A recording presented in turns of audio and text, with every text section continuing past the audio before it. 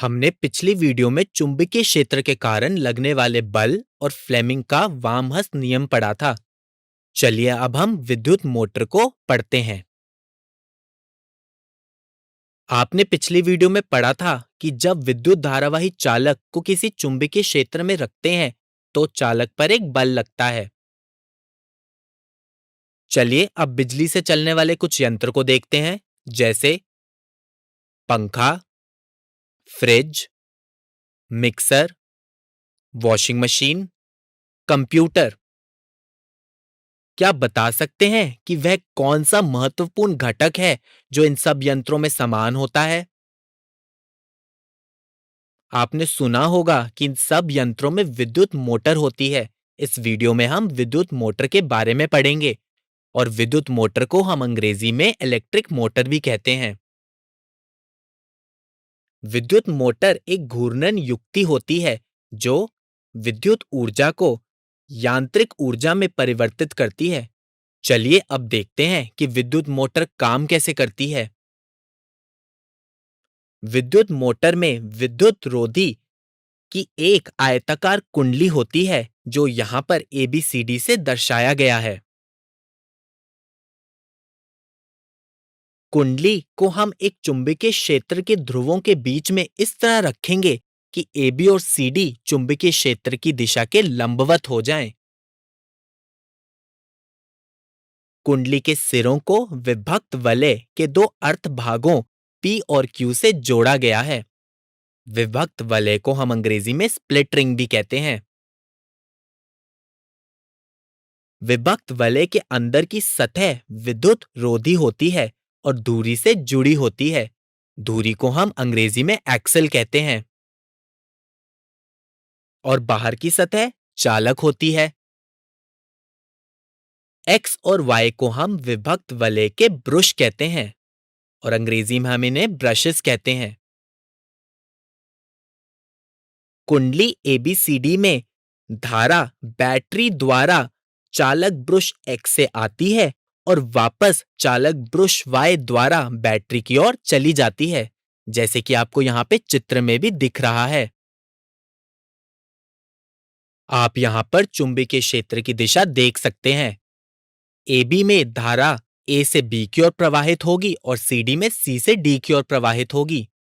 अब हम फ्लेमिंग का वामहस्त नियम का उपयोग करके AB में बल की दिशा पता लगा लेंगे। AB में बल नीचे की ओर लगेगा और AB नीचे की ओर धकेली जाएगी। हम देख सकते हैं कि CD में धारा की दिशा C से D की ओर है और इस नियम के अनुसार CD पर बल ऊपर की ओर लगेगा और CD ऊपर की ओर धकेली जाएगी। इसलिए कुंडली ABCD एंटी क्लॉकवाइज दिशा में घूर्णन करेगी। आधे घूर्णन के बाद धारा की दिशा विपरीत हो जाएगी और उस पर लगने वाले बल की दिशा भी विपरीत हो जाएगी। हम देखेंगे कि वामहस्त नियम के अनुसार AB पर बल ऊपर की ओर लगेगा और CD पे बल नीचे की ओर लगेगा। अब दोबारा से कुंडली उसी दिशा में घूम जाएगी और इस तरह से कुंडली का निरंतर घूर्णन होता रहेगा। वह यंत्र जो धारा की दिशा को उत्क्रमित करता है उसे दिक् परिवर्तक कहते हैं, जिसे हम अंग्रेजी में कम्यूटेटर भी कहते हैं। विद्युत मोटर में विभक्त वलय ही दिक् परिवर्तक का काम करता है। तो हमने यहाँ पे देख लिया कि विद्युत मोटर कैसे काम करती है। चलिए वीडियो को रोकें और इस फ्लो चार्ट को अपनी कॉपी में बना लें।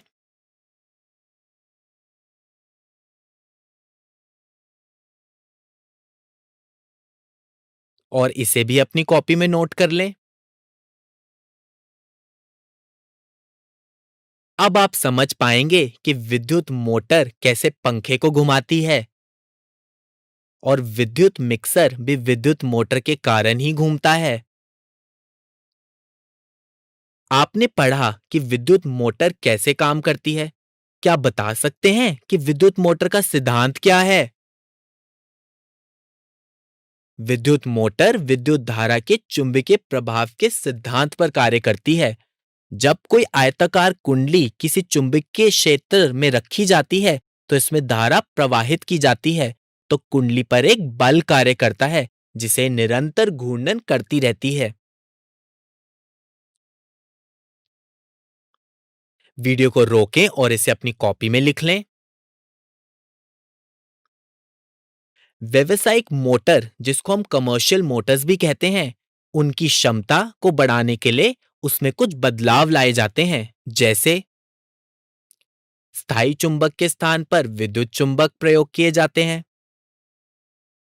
विद्युत धारावाही कुंडली में फेरों की संख्या अत्यधिक होती है। कुंडली को एक नर्म लौह क्रोड पर लपेटा जाता है। वह नर्म लौह क्रोड जिस पर कुंडली को लपेटा जाता है और कुंडली मिलकर आर्मेचर कहलाता है। कृपया वीडियो को रोकें और इसे अपनी कॉपी में लिख लें।